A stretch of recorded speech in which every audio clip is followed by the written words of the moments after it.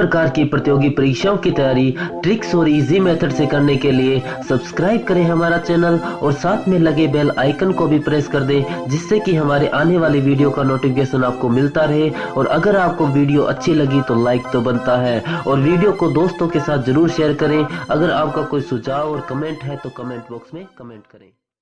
जिन लोगों ने अभी तक इस चैनल को सब्सक्राइब नहीं किया है, चैनल को सब्सक्राइब करें, बेल आइकन दबाएं ताकि हमारे वीडियोस के अपडेट्स आपको समय समय पे मिलते रहे।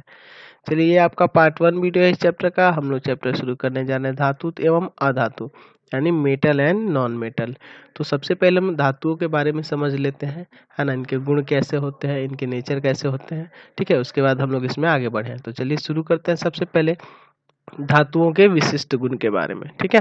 तो सबसे पहले देखते हैं इसके भौतिक गुण के बारे में। तो पहला गुण है इसका कि इसका इलेक्ट्रॉनिक विन्यास। तो आपको इलेक्ट्रॉनिक विन्यास 9th क्लास में ही बताया गया होगा। जैसे मान लीजिए आपके पास सोडियम है ना, सोडियम है। तो सोडियम का आपको पता है परमाणु संख्या होता है 11। परमाणु संख्या क्या होता है? 11 होता है। यानी कि इसके इलेक्ट्रॉनों की संख्या अभी कितनी होगी? 11 होगी। यानी इसको इस तरह से लिखा जाएगा 281। ये आपको लिखने आता होगा, ठीक है। आप 9th क्लास के वीडियो में भी जाके इसको देख सकते हैं। उसी तरह अगर अब बात करें मैग्नीशियम की, तो मैग्नीशियम होता है 12 नंबर पे, यानी परमाणु संख्या इसका 12 होता है, 282। उसी तरह एल्युमिनियम की बात करें तो एल्युमिनियम का कितना होता है? तो 13 होता है। तो इसको लिखेंगे तो 283। समझ गए ना। तो यही होता है इसका इलेक्ट्रॉनिक विन्यास। अब कहने का मतलब क्या है इलेक्ट्रॉनिक विन्यास धातुओं का क्या होता है? तो धातुओं के परमाणु की बाह्यतम कक्षा में साधारणतः 1, 2 या 3 इलेक्ट्रॉन रहते हैं। देखिए जैसे यहाँ 1, 2 या 3 इलेक्ट्रॉन ही रहेंगे, देख रहे हैं ना। यानी ये तीनों क्या है? धातु है। लेकिन दो चीज ऐसे ही है ना, दो ऐसे भी अधातु हैं जिनके बाह्यतम कक्षा पे 1, 2 इलेक्ट्रॉन रहते हैं। जैसे बात करें हाइड्रोजन की तो 1 होता है इसमें, और हीलियम की तो 2 होता है। तो ये दोनों अधातु हैं, ना कि धातु हैं, ठीक है। इन दोनों को छोड़कर बाकी पे ये नियम लागू होता है, ठीक है। चलते हैं अगली बात पे। इसके विद्युत धनात्मक गुण, है ना। विद्युत धनात्मक गुण इनका क्या होता है? तो धातुएं विद्युत धनात्मक होती है, अर्थात इन धातुओं, है ना, इन धातुओं के परमाणु अपने संयोजी शेल के इलेक्ट्रॉन को आसानी से त्याग कर धनायन में परिवर्तित हो सकते हैं। ये परमाणु अपना इलेक्ट्रॉन खोकर अपने निकटस्थ अक्रियशील गैस की भांति अस्थायी विन्यास प्राप्त कर लेते हैं। कहने का मतलब क्या है? जैसे मान लीजिए आप सोडियम लिए, है ना, इसका आपको इलेक्ट्रॉनिक विन्यास बता चुके हैं कि 2, 8 और 1 होता है। तो ये क्या करेगा? तो ये अपना एक इलेक्ट्रॉन खो देगा, एक इलेक्ट्रॉन खो देगा, लॉस कर देगा। तो ये क्या बन जाएगा? आयन बन जाएगा, सोडियम आयन। और ये क्या हो जाएगा? 2 और 8, ठीक है। तो परिभाषा के अनुसार इसको समझाया है। तो ये विद्युत धनात्मक है, इस पे देख रहे हैं ना, धनात्मक आ गया ना साइन। अर्थात क्या इसका मतलब है कि ये इन धातु के परमाणु, इन धातु के जो परमाणु होंगे अपने संयोजी सेल ये होता है लास्ट वाला जो ऑर्बिट है, इसके इलेक्ट्रॉन को आसानी से त्याग कर धनायन में परिवर्तित। तो देखिए इसको त्याग कर दिया, संयोजी सेल के इलेक्ट्रॉन को त्याग कर दिया और धनायन में परिवर्तित हो गया। और ये परमाणु अपना इलेक्ट्रॉन खोकर अपने निकटस्थ अक्रिय गैस की भांति अस्थाई विन्यास प्राप्त कर लेते हैं। जैसे मान लीजिए 2 और 8 जो होता है, ये किसका होता है? नियोन का होता है ना। तो नियोन क्या है? सोडियम के जस्ट पहले है। तो देखिए इसके भांति ये अपना क्या कर लेगा? अस्थाई विन्यास बना लेता है, ठीक। उसी तरह अगर बात करें मैग्नीशियम की, तो ये इस पे होगा 2, 8 और 2। तो ये क्या करेगा? तो ये 2 इलेक्ट्रॉन का त्याग कर लेगा, और 2 इलेक्ट्रॉन को त्याग करके ये भी अस्थाई हो जाएगा, और ये मैग्नीशियम, है ना, आयन में परिवर्तित हो जाएगा, और इसका विन्यास हो जाएगा 2,8। देख रहे हैं ना, ये भी नियोन के भांति बन गया। तो ये कहने का मतलब जो भी धातु होते हैं वो क्या होते हैं? तो धनायन के रूप में परिवर्तित हो सकते हैं। विद्युत धनात्मक गुण इनमें होता है। अगली बात आती है आघात वर्धनीयता की। आघात वर्धनीयता कहने का मतलब क्या है? मेलिएबिलिटी होती है। ये क्या होता है कि धातु आघात वर्धनीय होते हैं, यानी मेलिएबल होते हैं। अर्थात इन्हें, कहने का मतलब क्या है कि इन्हें हथौड़े से पीटकर इनकी चादर बनाई जा सकती है ना। जैसे सोना और सिल्वर की बात करें तो ये सबसे ज्यादा आघात वर्धनीय होता है ना। इसको पीट कर कागज से भी पतले परतें बनाई जा सकती है, ठीक है। तो आघात वर्धनीय का मतलब क्या है कि उसे पीट कर उसके चादर के रूप में परिणत किया जा सकता है, ठीक है। अगली बात आती है तन्यता की। तो धातुएं जो होते हैं तन्य होते हैं, यानी डक्टाइल होते हैं। कहने का मतलब क्या है कि इन्हें खींचकर पतले तार के रूप में बनाया जा सकता है, खींचकर इसे तार के रूप में बनाया जा सकता है। जैसे अगर बात करें सोना की, तो सोना जो है, सोना, ठीक है, और सोना की बात करें तो सोना जो होता है लगभग उसको अगर 1 ग्राम आपके पास सोना है तो 1 ग्राम आप सोने से 2 किलोमीटर लंबा तार बना सकते हैं, यानी कि ये बहुत ज़्यादा लंबा हो जाएगा। उसी तरह अगर आपके पास 10 मिलीग्राम सिल्वर धातु है तो इससे लगभग 200 मीटर लंबा तार बना सकते हैं। तो देख रहे हैं ना कि ये दोनों क्या होते हैं, यानी सोना और सिल्वर जो होते हैं ये क्या होते हैं कि अधिक तन्य होते हैं, ठीक। और दोनों में से ज्यादा तन्य कौन होता है, सोना होता है, ठीक। और ये आघातवर्धनीय भी ज्यादा होते हैं, ठीक। अगली बात आती है इनके द्रवणांक और क्वथनांक की, है ना, यानी मेल्टिंग पॉइंट और बॉइलिंग पॉइंट की। तो धातुओं के द्रवणांक और क्वथनांक उच्च होते हैं। द्रवणांक और क्वथनांक क्या होते हैं इनके, उच्च होते हैं। लेकिन आपको बता दें कि सोडियम और पोटेशियम अपवाद है, क्योंकि ये निम्न ताप पर भी पिघलकर उबलने लगता है, ठीक है, समझ गए। और ये भी बता दें तो गैलियम और सीजियम के द्रवणांक बहुत निम्न होते हैं, ठीक है। इनके द्रवणांक क्या होते हैं, निम्न होते हैं। बस इनके द्रवणांक होते हैं, क्वथनांक बहुत ही उच्च होते हैं, ठीक है। आप इस चार्ट में देख सकते हैं कि देखिए यहाँ देखिए गैलियम है और सीजियम है, इनका देखिए द्रवणांक देखिए कितना निम्न है, लेकिन क्वथनांक देखिए कितना उच्च है, ठीक है। तो प्रायः होते हैं धातु और धातुओं के द्रवणांक और क्वथनांक क्या होते हैं, उच्च होते हैं। लेकिन सोडियम और पोटेशियम अपवाद है, जिनका द्रवणांक और क्वथनांक क्या होता है, निम्न होता है, ठीक है। तो जैसे बात करें यहाँ देखिए, देख रहे हैं ना, यहाँ भी देखिए निम्न है ना दोनों का, द्रवणांक भी और क्वथनांक भी, लेकिन इनका देखिए कितना ऊंचा ऊंचा है ना। देख रहे हैं ना, लोहा का 1535 डिग्री सेल्सियस पे द्रव में बदलता है, 2750 डिग्री सेल्सियस पर ये उबलने लगता है, समझ गए। अगली बात करते हैं इनके ऊष्मीय और विद्युत चालकता की। तो सभी धातुओं ऊष्मा और विद्युत के सुचालक होते हैं। ऊष्मा और विद्युत के सुचालक कौन होते हैं, तो सभी धातु ऊष्मा और विद्युत के सुचालक होते हैं। सिल्वर धातु जो होता है ऊष्मा और विद्युत का सबसे अच्छा सुचालक है। सिल्वर जो है सबसे अच्छा सुचालक होता है, जबकि लेड धातु सबसे कम, ठीक है। लेड जो होता है वो सबसे कम होता है, यानी शीशा जो होता है सबसे कम होता है, और सिल्वर क्या होता है, ऊष्मा और विद्युत का अच्छा सुचालक होता है, ठीक है। धातुओं की इसी गुण के कारण हमारे रसोई घर में जिंक और कॉपर और एल्युमिनियम के बने बर्तन का उपयोग होता है, क्योंकि ये भी अच्छे सुचालक होते हैं, ठीक है। लेकिन आप इसका इस्तेमाल तो नहीं कर सकते ना, सिल्वर का बर्तन यूज करिएगा तो बहुत महंगा कॉस्टली होगा और ये उपयोग में नहीं आएगा आपके, ठीक है।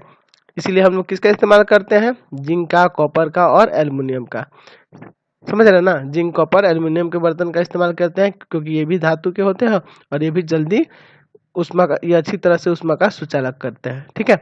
लेकिन अगर बता दें ग्रेफाइट एक जो है विद्युत का सुचालक करता है, लेकिन अधातु है। ग्रेफाइट अधातु होते भी क्या होता है, विद्युत का सुचालक करता है। तो इसको लिख सकते हैं कि ग्रेफाइट विद्युत का सुचालक होता है, किंतु यह अधातु है, समझ गए। अगली बात करते हैं चमक की। तो धातु की सतहें विशेष चमक वाली होती है। आप देखिएगा कोई भी धातु चमकीला होता है, जिसे धातु ही चमक कहते हैं ना। एल्युमिनियम और मैग्नीशियम की सतहें सफेद और सोने की सतह पीली और तांबा की सतह लाल दिखती है।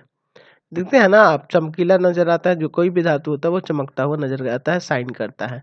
लेकिन अगर बात करें ग्रेफाइट और आयोडीन की, तो ये दोनों चमकीला होता है, लेकिन दोनों अधातु है, ठीक है। ग्रेफाइट और आयोडीन भी चमकीला होता है, किंतु अधातु होता है, ठीक है।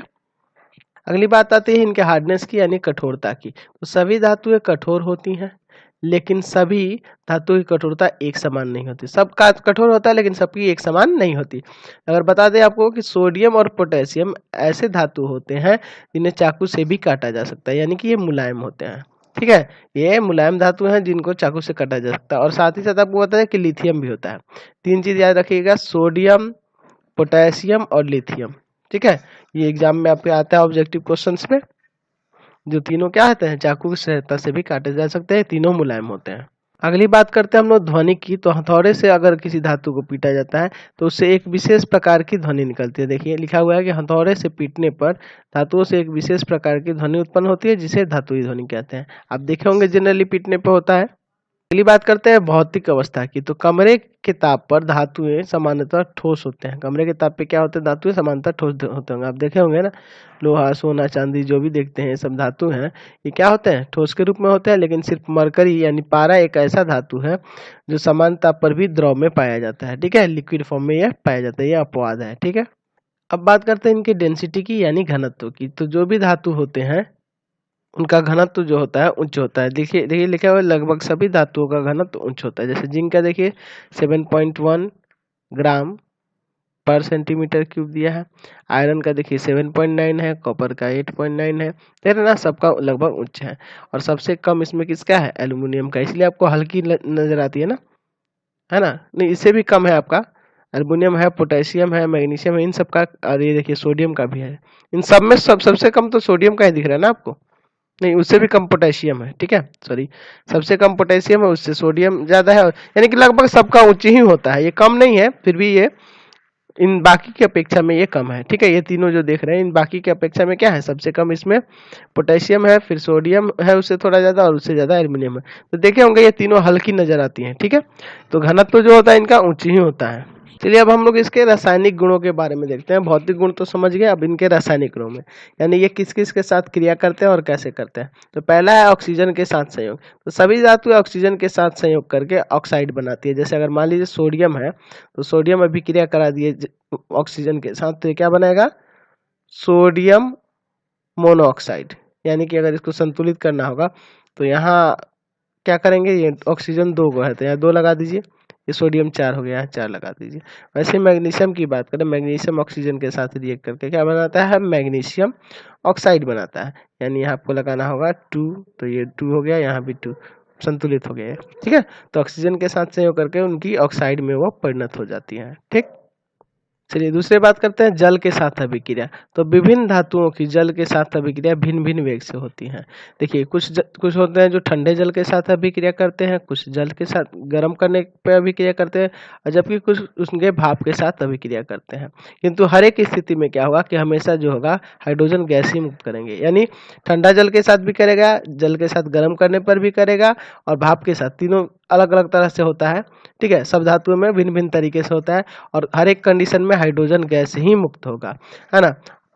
एवं इन धातुओं के ऑक्साइड और हाइड्रो ऑक्साइड बनते हैं, और जो धातु होते हैं उनके ऑक्साइड और हाइड्रोक्साइड बनते हैं। सबसे पहले बात करते हैं हम लोग ठंडे जल के साथ ले लेते हैं। अगर हम लोग सोडियम को लेके ठंडे जल के साथ अभिक्रिया कराएं, ठीक है, तो ये बन जाएगा सोडियम हाइड्रो ऑक्साइड, और इसके साथ साथ हाइड्रोजन गैस यहाँ मुक्त होगा। इसको संतुलित करने के लिए यहाँ 2 लगाइए, यहाँ 2 लगाइए, और यहाँ 2 लगाइए। देखिए बराबर हो गया ना, संतुलित हो गया। हाइड्रोजन 2, हाइड्रोजन 2 यहाँ, और 2 यहाँ, 4 हुआ, यहाँ भी 4 हो गया। ऑक्सीजन यहाँ 2 हुआ, ऑक्सीजन 2 हुआ, सोडियम 2 हुआ, सोडियम 2 हुआ।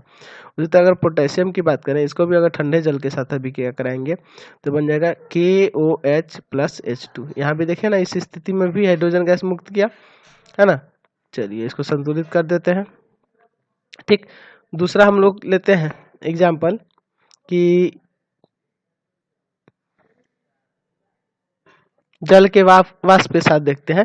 तो एग्जाम्पल लेते हैं मैग्नीशियम का। तो मैग्नीशियम देखिए जल के वाष्प के साथ ही अभिक्रिया करता है, ठीक है। तो जब H2O के साथ अभिक्रिया करेगा तो ये मैग्नीशियम ऑक्साइड बना लेगा और हाइड्रोजन गैस बनाएगा, ठीक है। तो इसको संतुलित, ये देखिए तो संतुलित पहले से ही है ना, मैग्नीशियम में एक, मैग्नीशियम ऑक्सीजन एक, हाइड्रोजन पहले से ही है। उसी तरह अगर जिंक की बात करें तो जिंक भी जो होता है जल के वाष्प के साथ ही अभिक्रिया करता है। तो जब ये जल के साथ अभिक्रिया करेगा तो जिंक ऑक्साइड और प्लस हाइड्रोजन गैस, तो इस स्थिति में भी क्या हुआ? हाइड्रोजन गैस ही मुक्त हुआ, ठीक है।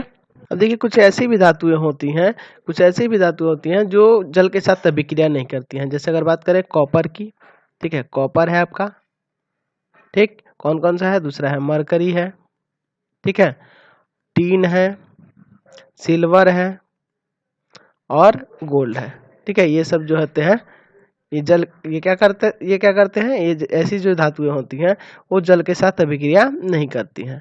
और देखिए इसमें जो तांबा है ना, कॉपर है, कॉपर जो है, तांबा जो है, इसी के इस गुण के कारण जो गर्म जल की टंकी होती है, आप देखते हैं ना पानी गर्म करने वाला जो गीजर लगता है, वो गर्म जल की जो टंकी होती है उसमें उसके लोहा का उपयोग नहीं होता है, कॉपर का ही इस्तेमाल होता है। वो कॉपर की बनी होती है क्योंकि वो जल के साथ अभिक्रिया नहीं करते हैं, इसलिए वो लोहा का नहीं बना होता है। क्योंकि जब लोहा का बना होगा, मान लीजिए आपके पास टंकी जो है, गर्म जल की टंकी जो घर में जो यूज होता है ना, आप बाथरूम में यूज जो होता है, और वो लोहा का बना होगा तो क्या होगा? अगर उसके जल के साथ अभिक्रिया कराएंगे तो क्या बनाएगा? तो वो लोहे का सल्फेट बन जाएगा और प्लस में हाइड्रोजन गैस मुक्त करेगा, तो वो टंकी किसी काम की नहीं रहेगी, है ना। उसका ऑक्साइड बना लेगा, वो जल्दी ही खराब हो जाएगी ना। चलिए उनका जल्दी ही संक्षारण हो जाएगा। ठीक है, इसी गुण के कारण हम लोग कॉपर का इस्तेमाल करते हैं। कॉपर का बना रहेगा तो जल के साथ अभिक्रिया ही नहीं करेगा और आपका जो टंकी है जैसा है वैसा ही रहेगा सुरक्षित। ठीक है, इसीलिए लोहे का टंकी का इस्तेमाल नहीं किया जाता है गर्म जल की टंकी में। ठीक है, चलिए अगला बात करते हैं अम्लों के साथ अभिक्रिया। तो धातुएं प्रायः अम्लों के साथ अभिक्रिया करके अम्लों के हाइड्रोजन गैस मुक्त करते हैं। है ना, अम्लों से क्या कर देती है, हाइड्रोजन गैस मुक्त करते हैं। जैसे मान लीजिए सोडियम है, जब इसको HCl के साथ अभिक्रिया करा देंगे तो ये सोडियम क्लोराइड बन जाएगा और यहाँ पे क्या होगा, तो हाइड्रोजन गैस को मुक्त करता है। ठीक है, उसी तरह अगर मैग्नीशियम है, मैग्नीशियम का अभिक्रिया HCl से करा दीजिएगा, इसको संतुलित कर देते हैं। हाँ, 2 लगा देते तो हाइड्रोजन 2 हो गया, या 2 लगाएंगे तो क्लोरीन में भी 2 हो गया, है ना, 2 हो गया ना, इसलिए कि सोडियम 2 हो गया तो यहाँ भी सोडियम 2 लगा, तो इसके साथ अभिक्रिया करेंगे तो मैग्नीशियम क्लोराइड बनेगा और प्लस से हाइड्रोजन गैस मुक्त होगा। इसको संतुलित करने के लिए इसमें 2 लगा दिए। चलिए, तो ये जो देख रहे हैं, ये जो अभिक्रिया हो रही है, ये देखिए धातुएं अम्ल के साथ अभिक्रिया करके क्या करती हैं, हाइड्रोजन गैस ही मुक्त करती हैं। लेकिन ये जो क्रियाशीलता श्रेणी पर निर्भर करता है कि वो कितना तेजी से अभिक्रिया करेगा। तो यहाँ लिखा हुआ है कि अम्ल के साथ धातु की अभिक्रिया उसके वेग, धातु के विद्युत धनात्मक गुण या उनकी क्रियाशीलता पर निर्भर करता है। अधिक विद्युत धनात्मक धातु कम विद्युत धनात्मक गुण की अपेक्षा अम्लों के साथ तेजी से अभिक्रिया करते हैं। यानी कि जिनका विद्युत धनात्मक गुण अधिक होगा, यानी कि जिनकी क्रियाशीलता अधिक होगी, वो जल्दी से क्रिया कर जाती है। समझ गए? तो आप क्रियाशीलता श्रेणी आप देखे थे पिछला चैप्टर में, है ना, उसी के अनुसार ये काम होता है। तो हाइड्रोजन के ऊपर चले जाएंगे तो क्रियाशीलता बढ़ती जाती है ना धातुओं की, तो उसके ऊपर ये निर्भर करता है। चलिए अगली बात आते हैं धातुओं के अन्य धातुओं के लवणों के विलयन के साथ अभिक्रिया। तो क्रियाशील धातुएं अपने से कम क्रियाशील धातु के लवणों के विलयन में से कम क्रियाशील धातु को विस्थापित कर देती है। अगर बात करें जिंक की, तो जिंक की अभिक्रिया अगर हम लोग कॉपर सल्फेट के साथ करा दे तो देखिए ज्यादा क्रियाशील होता है जिंक, कॉपर से ज्यादा क्रियाशील होता है जिंक। तो ये क्या करेगा, जिंक कॉपर को विस्थापित कर देगा और ये बन जाएगा जिंक सल्फेट और प्लस कॉपर। ठीक है, ये ठोस के रूप में रहेगा। उसी तरह अगर आयरन की बात करें तो आयरन की अगर अभिक्रिया करा दे कॉपर सल्फेट के साथ, तो कॉपर आयरन जो होता है कॉपर से अधिक क्रियाशील होता है, तो ये कॉपर को विस्थापित कर देगा, ये बन जाएगा आयरन सल्फेट यानी फेरस सल्फेट इसको कह सकते हैं और कॉपर धातु। ठीक है, इस तरह से ये परिणत हो जाता है, यानी ये विस्थापित कर देगा। चलिए अब बात करते हैं अधातु की यानी नॉन मेटल की। नॉन मेटल क्या होता है, तो इनके रासायनिक और भौतिक गुण धातुओं से बिल्कुल भिन्न होते हैं, है ना। तो हमारे श्रेणी में ये हमारे पास जो आवर्त सारणी जो होती है उसमें 22 अधातु होते हैं। 22 तत्व जो होते हैं वो क्या होते हैं, अधातु होते हैं। 22 में से 11 तत्व जो होते हैं ये गैस अवस्था में होते हैं, गैस की अवस्था में होते हैं, है ना। और अगर बात करें 10 की, तो 10 जो होते हैं ठोस के रूप में पाए जाते हैं और एक जो होता है वो जो होता है द्रव की अवस्था में पाया जाता है। ठीक है, वो द्रव की अवस्था में पाया जाता है और वह द्रव जो होता है वो ब्रोमीन होता है। ठीक है, वो क्या होता है, ब्रोमीन। यानी ब्रोमीन एक ऐसा अधातु है जो द्रव की अवस्था में पाया जाता है। ठीक है, उसी तरह जैसे आप धातु में देखे थे कि एक ऐसा धातु होता है जो द्रव में पाया जाता है, जिसे हम लोग पारा के नाम से जानते थे, है ना। मरकरी एक ऐसा धातु है जो द्रव में पाया जाता है, बाकी सब ठोस में होता है। लेकिन इसमें देख लिया धातु में कि ठोस, द्रव और गैस तीनों अवस्था में ये पाया जाता है। ठीक है, तब हम लोग अधातुओं के गुण के बारे में देखते हैं, यानी पहले इसके भौतिक गुण देखेंगे फिर इसके रासायनिक गुण के बारे में समझेंगे। तो चलिए सबसे पहले इनके भौतिक अवस्था के बारे में देखते हैं, भौतिक गुणों के बारे में देखते हैं। तो धातुएं जो होती हैं, है ना, अधातुएं जो होती हैं, है ना, वो धातुओं से क्या होती है, बिल्कुल भिन्न होती है। अधातु क्या होता है कि सामान्य ताप पर ब्रोमीन को छोड़कर, ब्रोमीन को अगर छोड़ दिया जाए तो ठोस और गैस के रूप में पाई जाती है। जैसे उदाहरण की बात करें तो कार्बन है, सल्फर है, फास्फोरस है, आयोडीन है, ये सब ठोस में रहेगा और ब्रोमीन द्रव में पाया जाता है ना। और बाकी सब जैसे हाइड्रोजन, ऑक्सीजन, नाइट्रोजन, क्लोरीन, ये सब किस में पाया जाता है, गैस की अवस्था में पाया जाता है। ठीक है, यानी कि अधातु जो होते हैं ठोस में भी होती हैं, द्रव में भी होती है और गैस में भी होती हैं। दूसरी बात करते हैं भंगुरता की, यानी कि अधातुएं भंगुर होती हैं, है ना, ब्रिटल होती हैं। इन्हें चादर अगर पीटिएगा तो ये चादर नहीं बन सकते हैं, ये तार भी नहीं बन सकते हैं। कहने का मतलब ये ना आघात वर्धनीय होता है और ना ही तन्य होता है, ये पीटने पे ये चूर चूर हो जाते हैं। यानी कि ये अधातु जो होते हैं ये भंगुर होते हैं। ठीक है, ना ये ना इनका चादर बनाया जा सकता है और ना ही इनका तार बनाया जा सकता है, ना ये आघातवर्धनीय होंगे और ना ही तन्य होंगे। ठीक है, अगली बात आती है इनके चमक की। तो आधातु में कोई विशेष प्रकार की चमक नहीं होती है, लेकिन सिर्फ ग्रेफाइट और आयोडीन ही चमकीला होता है, आपको पहले भी बता चुके हैं। अगली बात आती है इनके उष्मा और विद्युत चालकता की। तो अधातु प्राय उष्मा और विद्युत के कुचालक होते हैं, यानी ये उष्मा और विद्युत का सुचालन नहीं करते हैं। लेकिन सिर्फ ग्रेफाइट को छोड़ दिया जाए तो ग्रेफाइट क्या होता है, विद्युत का सुचालक होता है। अब बात करते हैं इनके द्वरणांक और क्वथनांक की। तो अगर बात करें तो अधातुओं का द्वरणांक और क्वथनांक जो होता है निम्न होता है, लेकिन सिर्फ ग्रेफाइट का द्वरणांक उच्च होता है। देखिए इनका द्वरणांक क्या होता है, निम्न है, और क्वथनांक भी निम्न है, लेकिन ग्रेफाइट का देखिए है ना उच्च।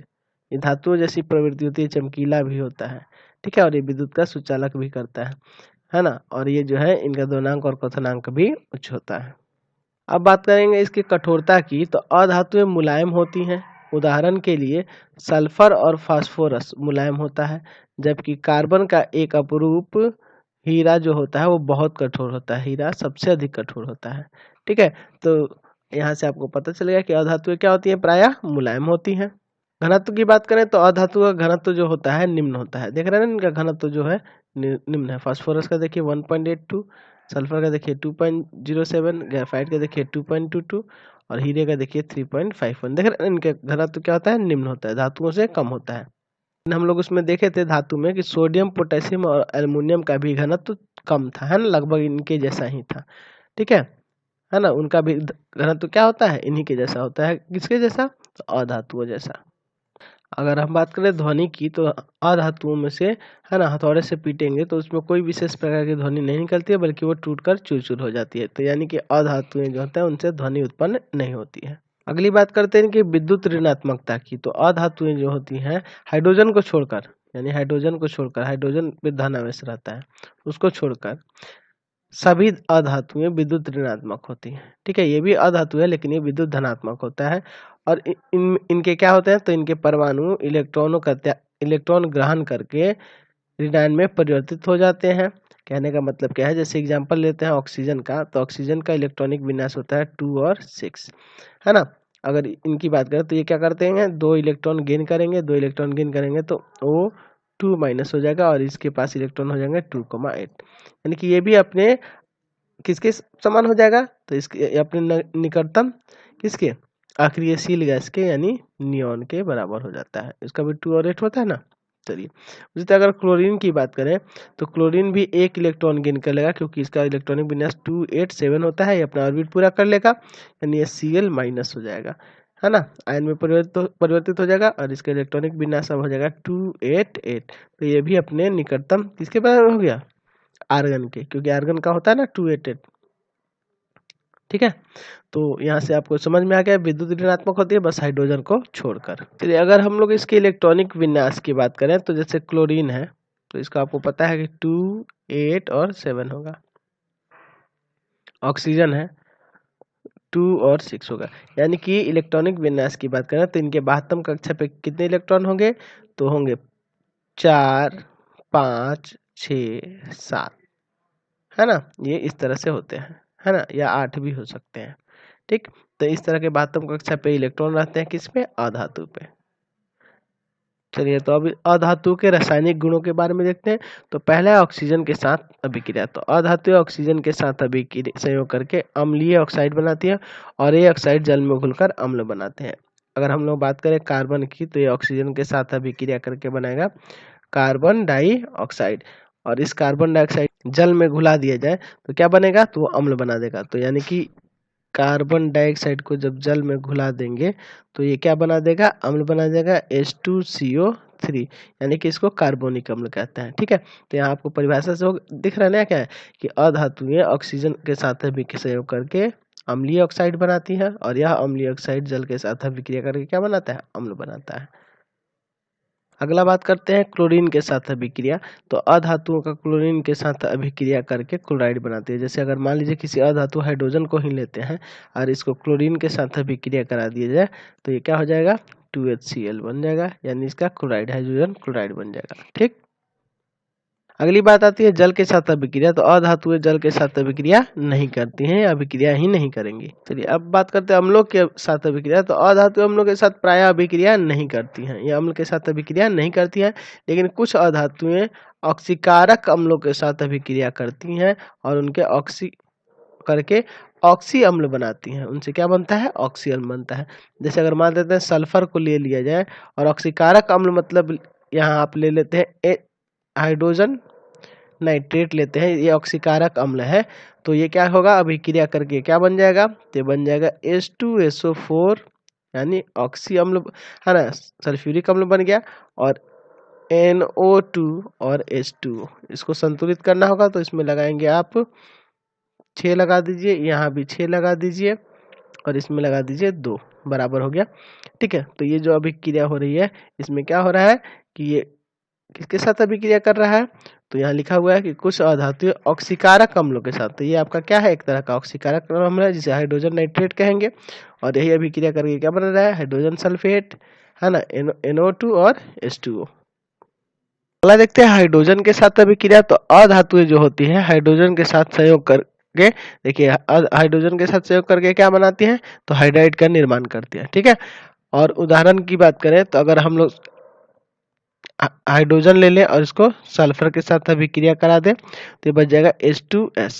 ठीक है, तो ये क्या होता है कि सल्फर, देखिए यहाँ लिखा हुआ है कि उबलते हुए सल्फर पर हाइड्रोजन गैस प्रवाहित करने पर अल्प मात्रा में क्या बनता है? H2S बनता है। ठीक है, जैसे अब बात करें ऑक्सीकारक गुण की, अधातु का ऑक्सीकारक गुण की, तो अधातुएं क्या करती हैं? तो ऑक्सीकारक का आचरण करती हैं। कहने का मतलब यह है कि जैसे अगर आप एग्जांपल ले लें फ्लोरीन का, ठीक है, फ्लोरीन जब ये जल के साथ अभिक्रिया करेगा तो ये बना लेगा हाइड्रोजन फ्लोराइड, हाइड्रोजन फ्लोराइड और प्लस ऑक्सीजन।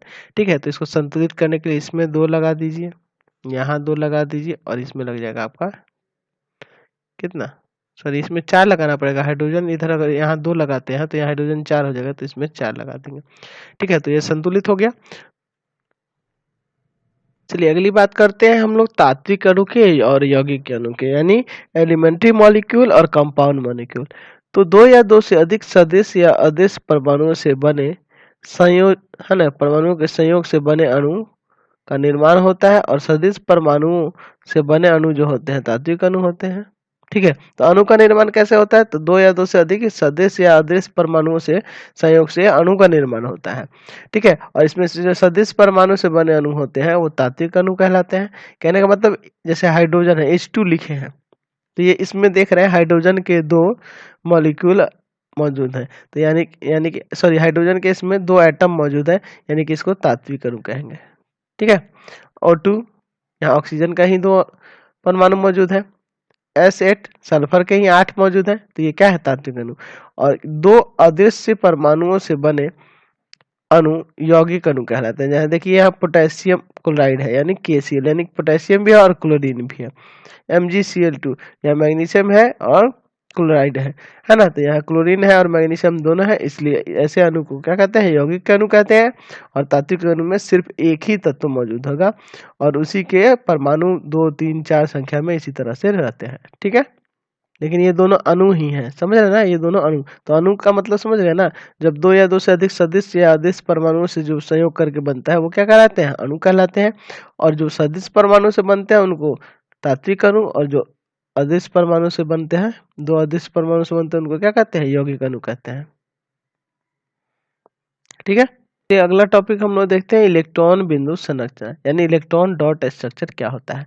किसी भी रासायनिक बंधन में के बनने में परमाणु के बाह्यतम सेल या कक्षा के इलेक्ट्रॉन ही भाग लेते हैं। यानी बाह्यतम सेल या बाह्यतम कक्षा का मतलब यह हुआ कि जैसे सोडियम हुआ तो 281 होता है ना इसके इलेक्ट्रॉनिक विन्यास, तो बाह्यतम कक्षा पे कितने इलेक्ट्रॉन है? 1 है।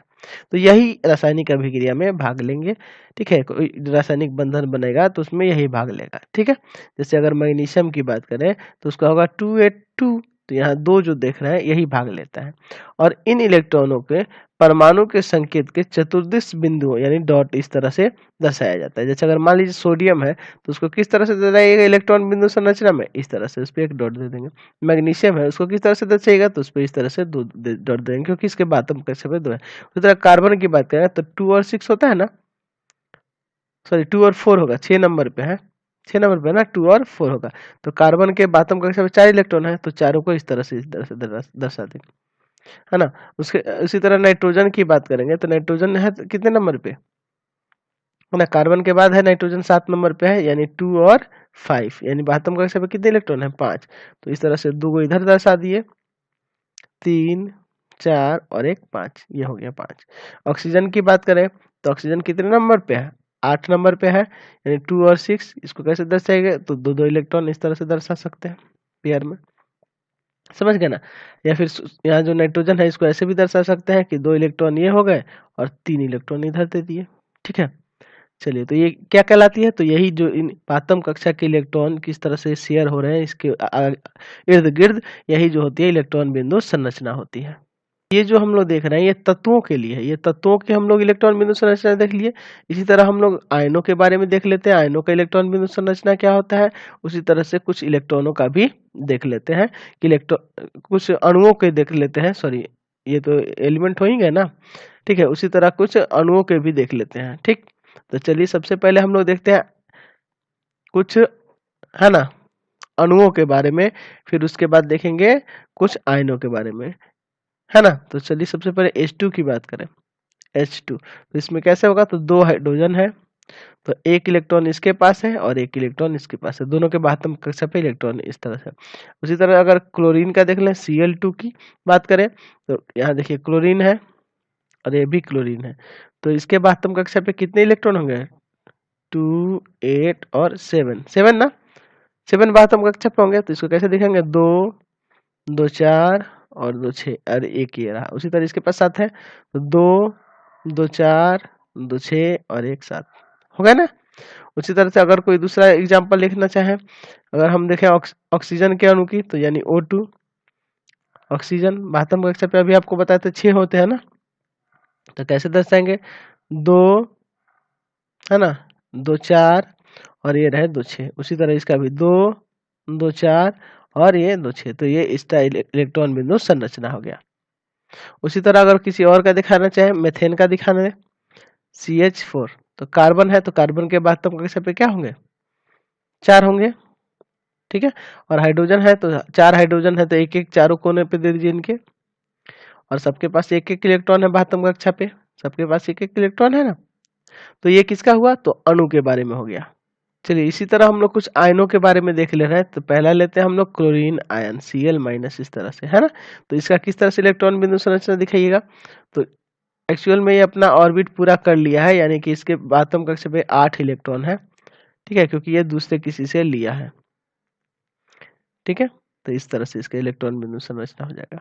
दूसरा अगर हम लोग बात करें ऑक्सीजन O2-, तो इसका किस तरह से दर्शाएंगे, तो ऑक्सीजन भी अपना ऑर्बिट पूरा कर चुका है क्योंकि 2 इलेक्ट्रॉन दूसरे किसी से लिया है, अष्टक पूरा कर चुका है, तो इस तरह से आप दिखाएंगे, समझ गए। तो ये आपको क्लियर हो गया किस तरह से दिखाना होगा आयन के बारे में। आप यहाँ से अणु के बारे में देख लिए और तत्वों के बारे में भी देख के समझ गए। तो अब ये वीडियो लंबी होती जा रही है ना, इसको अब हम लोग को यहीं पे एंड करना होगा। तो अगर हमारा वीडियो आपको अच्छा लगता हो तो चैनल को सब्सक्राइब कर दें, बेल आइकन दबाएं।